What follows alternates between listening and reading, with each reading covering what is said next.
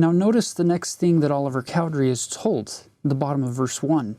But beware of pride, lest thou shouldst enter into temptation. We've seen it before, that here's this school teacher, he's way more educated, way more learned than Joseph, and it's got this tendency, if he's not careful, to lead to pride, to thinking he's smarter than God's seer, than God's prophet, and feeling like he needs to have more power in this early church. And he's told to beware of that pride.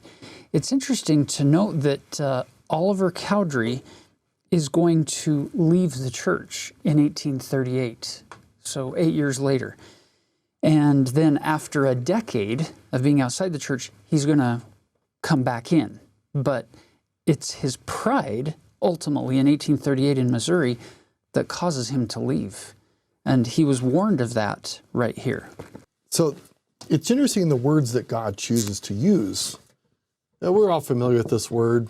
A lot of us fear becoming prideful. Let me show you a word that relates and actually comes from the same root word as pride. Actually, a couple of words. So the word first and front actually all come from the same root word that the word pride does. And let's dwell on these for just a moment, that those who are prideful put themselves first.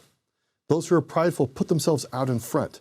Now consider this. In God's church, who's out front? It's Jesus.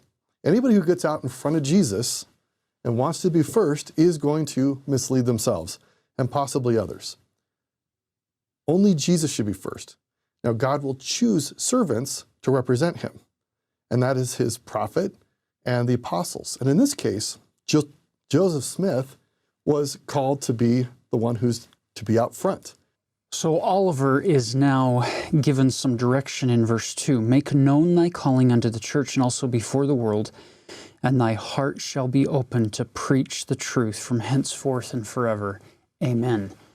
So Oliver is given this assignment to go and preach the gospel, make it known to the church as well as to the world.